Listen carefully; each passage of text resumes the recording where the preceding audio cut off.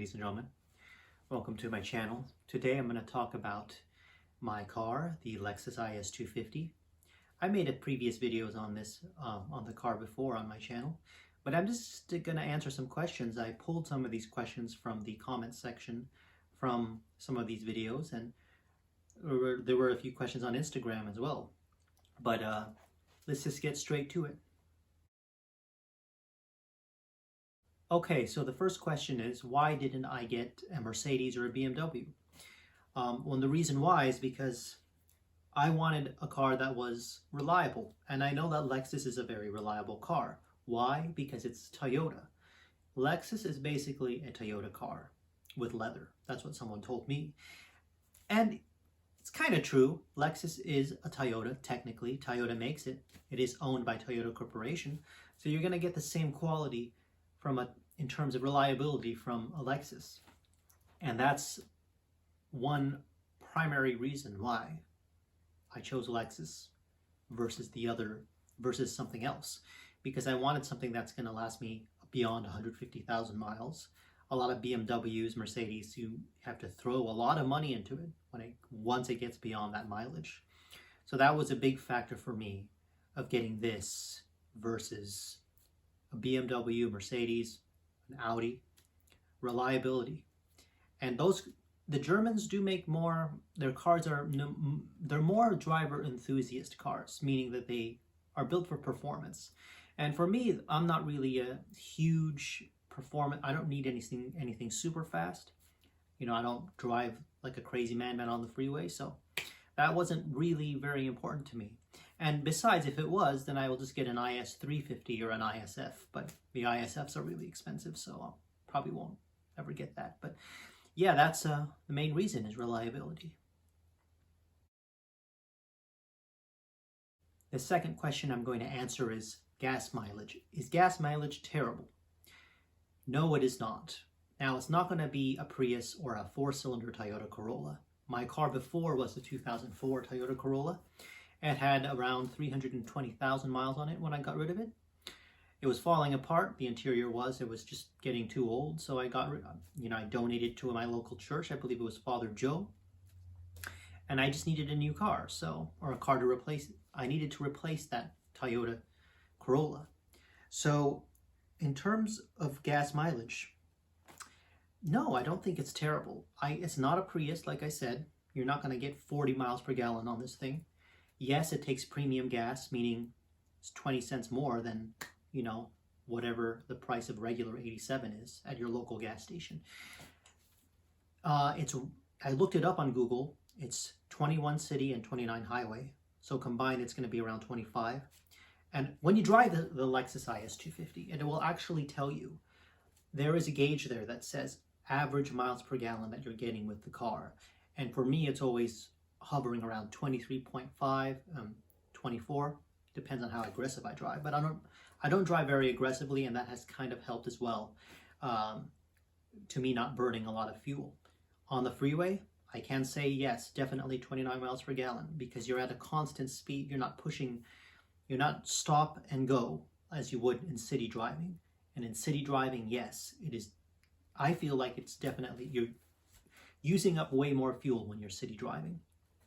So 21 city, 29 highway, on average 25, 24. I don't think it's terrible gas mileage. I think it's pretty good. It's not going to be the same level as an economy car, Nissan Versa or whatever. Yes, it is premium, pay a little more. So you just pay more. But it's not something that I feel devastates your bank account. It's manageable.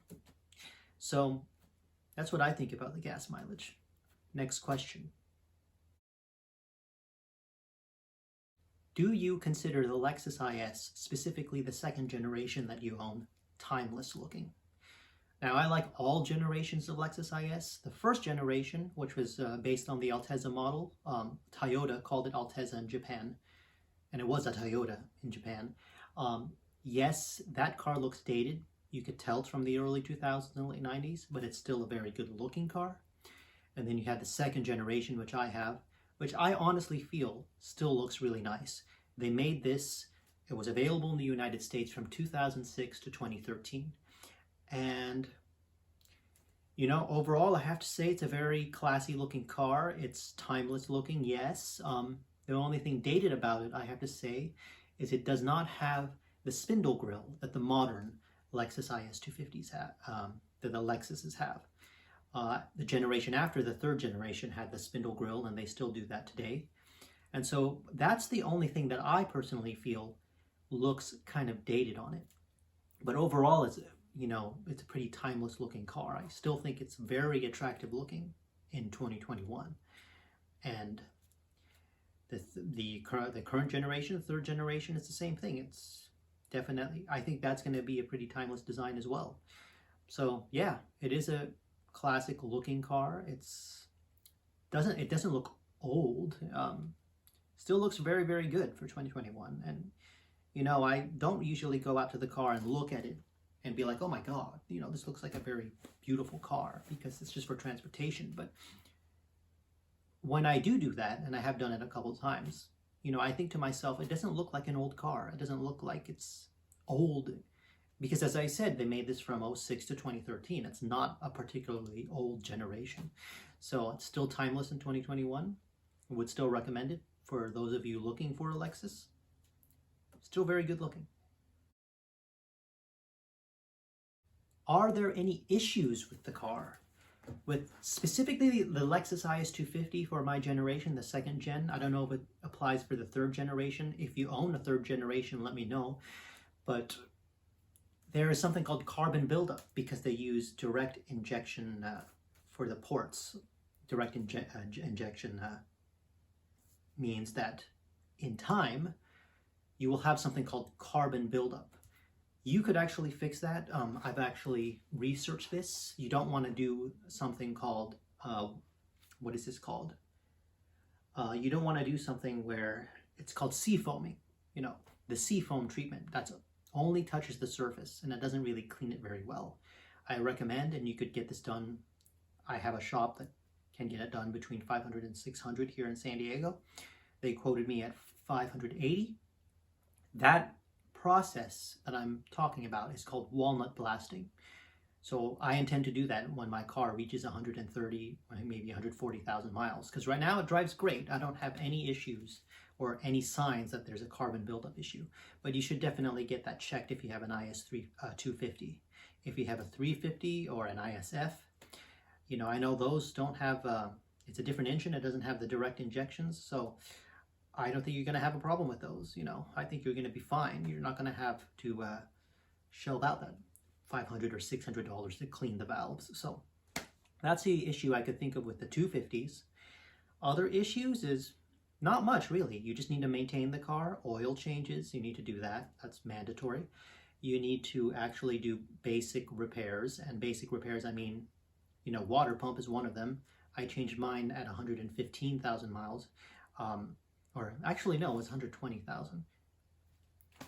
Got that mixed up, I guess. But yes, you definitely want to change the water pump. What other basic repairs can you do or upkeep to the car? Check the serpentine belt, you know. It's just basic stuff, really. I mean, it's rock solid because Toyota makes it. It is basically a Toyota. So water pump, do your oil changes. One thing I did as well that I recommend you do is every 50 or 60,000 miles, do a drain and fill on your transmission fluid. And if it's time to do a filter change as well, your actual mechanic will tell you if you need to do that with your transmission. But drain and fill, remember that's what it is. You don't want to flush it out completely. And that will elongate the lifespan of your transmission, meaning that you'll get more miles from it, from your car. So yeah, that's that, and we'll move on to the next question. Do you plan on doing any other modifications? The answer to that is maybe just a little bit. I'm going to do a carbon fiber interior update to make it look more modern because it has the wooden trim, which is very early 2000s and 90s to me. So that has to be done. I might get new headlights and taillights. V-Land is a company that is known to make very popular changes to the stock headlights and taillights. And what it essentially does, it just It just modernizes the car. It makes it look a little more new and updated. So I might do that. Definitely consider that. Modifications we're talking about. Can't really think of anything else that I would want to do to it right now because I've already tinted the windows. That was a big one for me. I added some lights to the door, so when you open it, it says Lexus on the floor. Looks really cool at night, actually. Yeah, I can't think of anything else. I mean, that's probably it for now. I don't want to lower the car or anything. Simple modifications. You don't want to overkill it. So, yeah, that's it when it comes to modifications. Not a lot, but there's still work to be done on it, I guess you could say.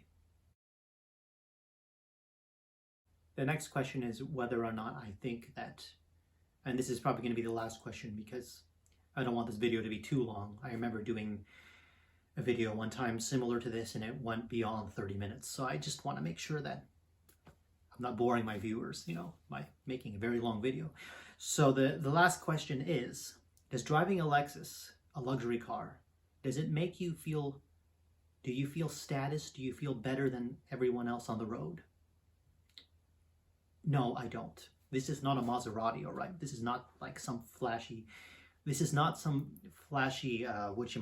Maybach, or what's that one that the British make? It's Rolls Royce. It's not a Bentley, okay? This is a Lexus. It's basically just a nice Toyota, a luxury Toyota. I don't feel any, you know, I don't feel like when I'm driving on the road, I feel better than the guy in the Kia. I feel better than the guy in the, you know, really beat up old Toyota Corolla. I feel better than the guy in front of me who's driving a Honda Fit, you know, that's kind of like the paint is fading or whatever. I don't feel that way about this car. For me, a big deal for me is getting there. I want a car that's going to get me from point A to point B. I don't have to worry too much about maintenance and repairs. You know, if you have a BMW or Mercedes, you might, because those cars, when they break down, they do tend to have more issues, and the cost of repairing them is really high. They're basically money pits. So I wanted something that wasn't going to be a money pit, reliable. It's going to take me from point A to point B. And yeah, that's pretty much it. Now, it just happens to be that this car that I have is a Lexus. Yes, there is maybe a certain level of status to it. But that's not why I got it. I got it because I want good transportation. And I've learned to really love the stylish aspect of it. You know, when I look at the car now, you know, when I go outside, I don't really do this often when I go outside to my car, actually. It's kind of stupid if I did, but when I go outside, it's not like I am in awe of what I see. It's not like, oh my God, you know, look at that car. But it is a stylish car, I will say. It's a very cool looking car, but that's not something that, I mean, it's not something that is super, super, super important to me. Yeah, it helps. It makes me like the car a little bit more, but what I really like about the car is it gets me places where I need to be. And so no, I do not feel that I am better than anybody. But anyhow, that's going to be the Q&A. Maybe I'll do another one. Maybe I should divide these videos so it's not one long, massive 45-minute video. But thank you for watching. I do hope to see you again in any future videos I make related to my Lexus IS 250. I hope you have a good day. If you haven't subscribed, go ahead and subscribe to my channel right now if you haven't subscribed. But if you have subscribed, thank you for watching me. Thank you for supporting me. And I really appreciate that you're watching my videos. I have maybe I'll link a couple videos here, other Lexus IS 250 videos that I did. And that's pretty much it. Take care. God bless. I'll see you again in the next video. And until then, ta-ta. Oh, and I'm drinking Earl Grey tea. Very good tea. Earl Grey. There are no gray areas.